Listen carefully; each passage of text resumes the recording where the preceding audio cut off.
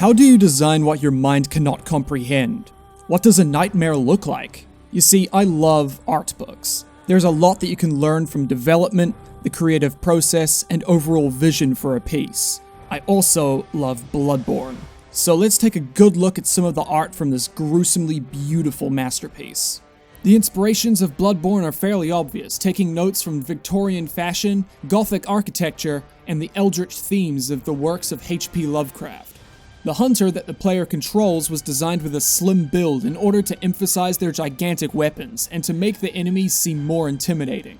The inspiration for the Yharnam hunter attire, Henrik's gear, and the old hunter gear seem to be inspired from the 2001 French film Le Pacte des Loups, also known as the Brotherhood of Wolves. In the Bloodborne official artworks, concept art of the hunters are of mostly high quality, as seen by the materials which look like leather or suede.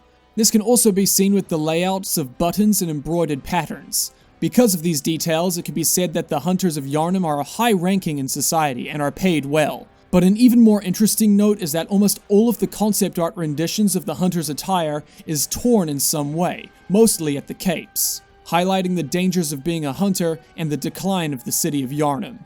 Interestingly, among the concept art of the hunters, there is a rough sketch of a hunter wielding an unused weapon in the game, which could be a precursor to the bloodletter or the threaded cane.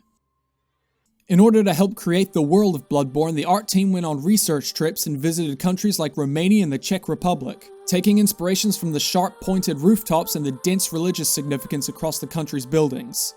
The world building and social structures in the world of Bloodborne can be explored even further when looking at the designs of the common folk of Yharnam, like the wheelchair huntsmen and the grave women of Henwick, whose clothings are of simple layers and are torn apart, along with their weapons being very basic in comparison to the hunters or members of the church. But most importantly, this class shift can be seen through the brainsucker enemy, who is dressed in a single layer of dirty rags, does unarmed attacks, and can be found in the lower slums and alleyways of Yharnam's Cathedral Ward. The Healing Church is the highest institution in Bloodborne's world and is a centerpiece for a lot of the game's themes. The armor sets related to these institutions are also of the highest quality, such as the choir attire, the tomb prospector gear, and the executioner set, which are adorned with high detail, and the fabric is more white than other sets.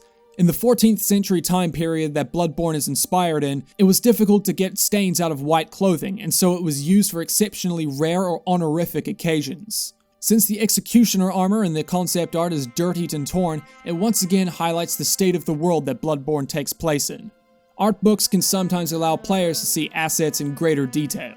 In the optional area of Castle Cainhurst, the Bloodborne artwork shows a vast amount of detail in the area, including things like the designs of chandeliers, candlesticks, staircases, and portraits. Among these 11 portraits, we can see a lot of details about the world and characters of Bloodborne. Firstly, we notice a long-haired man wearing the Cainhurst armor set that the player can wear. However, there is a portrait of an older man wearing a different set of plate armor. This armor cannot be worn in the game, but if the player explores the Chalice dungeons, armored corpses can be found to have the same design, with the curled up shoulder guards as well as engravings on the chest, implying that there is more of a deep-rooted connection between Yharnam and Cainhurst. This connection can be backed up by looking at the two portraits of a man and a woman wearing the knight armor set.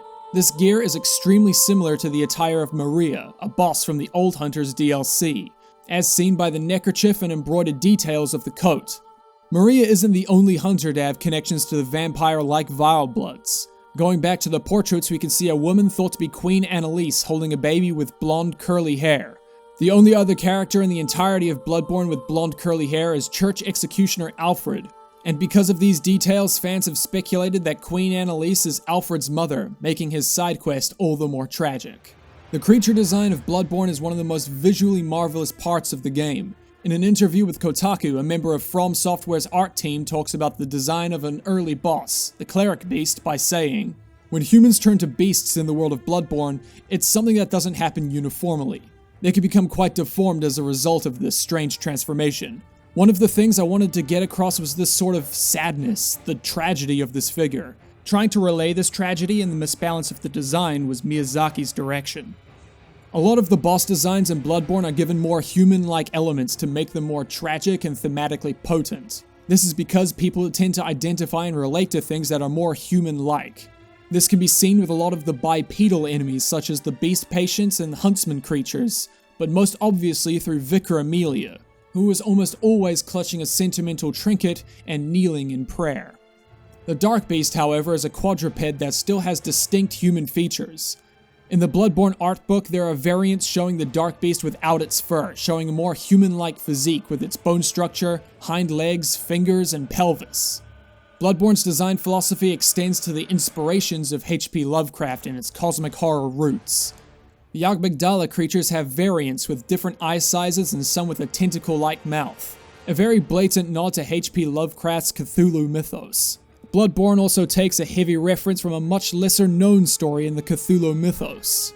The Dreams of the Witch House takes reference from the witch hunts of the 15th century, and has a heavy emphasis on dreams where the protagonist meets the outer god, Nyarlathotep, also known in the story as the Black Man. In Bloodborne, one of the boss fights is against the Witch of Hemwick, who summons a tall, darkened figure that the player can only see if they have one insight point, which aligns with Lovecraft's themes of seeing what the mind cannot comprehend.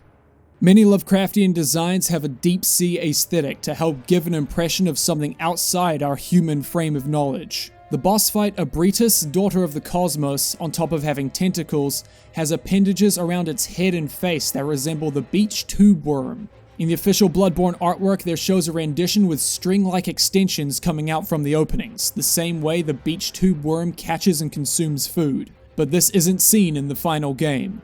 Lastly, at closer inspection of the lower half of Abritus' slug-like body, it could be seen to be more human-like with a pelvis attaching with 2 legs. This kind of design makes the creature look like it's on its knees wearing a robe, which is important to note since the first time you enter the battle arena, Abritus is praying at the altar of despair, mourning the corpse of a previous boss battle.